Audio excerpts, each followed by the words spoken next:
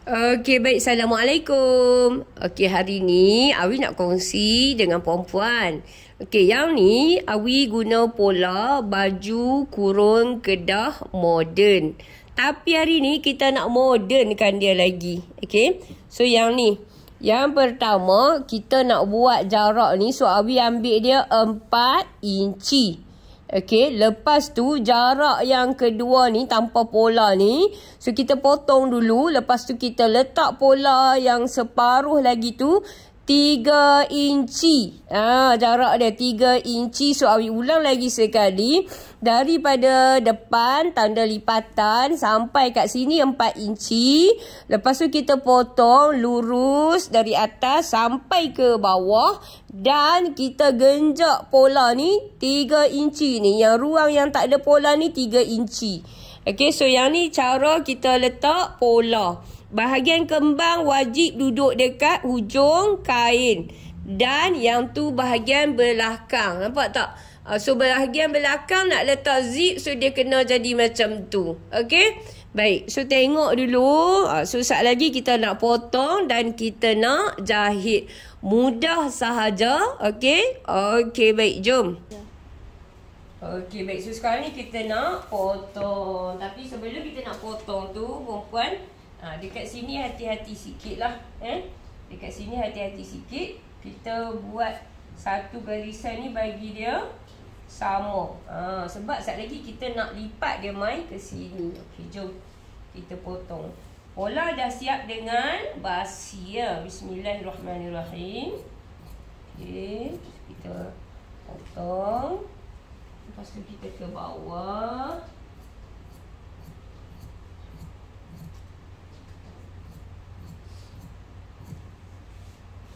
Kita potong sisi.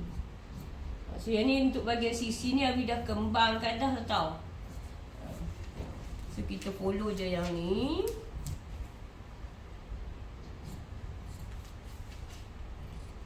So ketiak dia.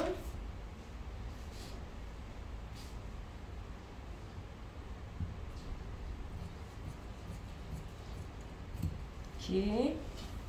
So ni untuk leher. Ikut je balik.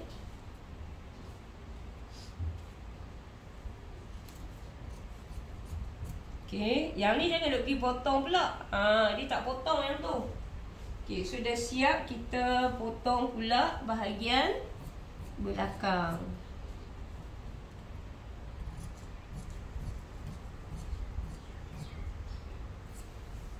Okay. So bagian ketiak.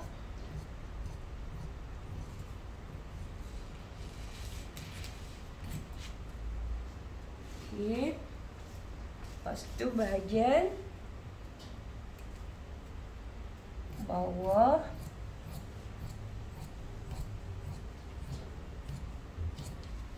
Sisi. Sisi pula. Ni bahagian belakang. Yang belakang ni dia ada zip tau. Belakang ni ada zip. Okay.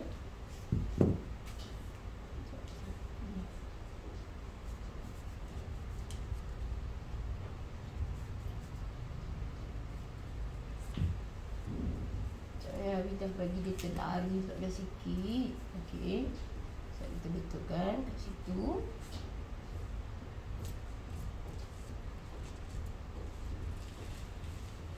Okay. Lepas tu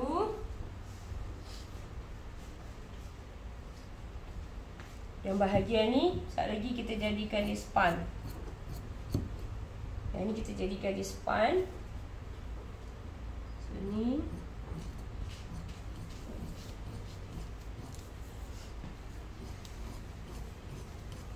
Okey, siap. Kita potong bahagian badan.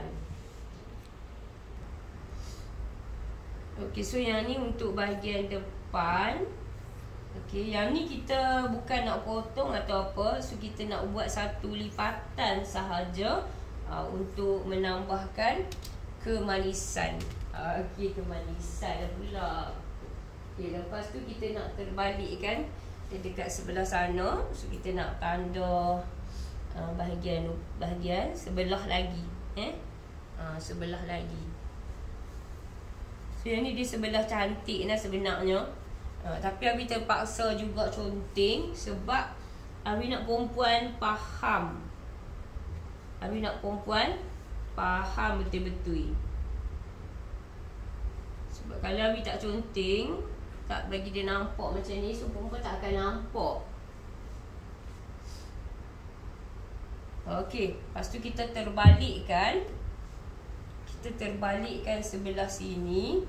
Dan kita akan gunakan line yang tadi tu untuk kita buat lagi satu garisan.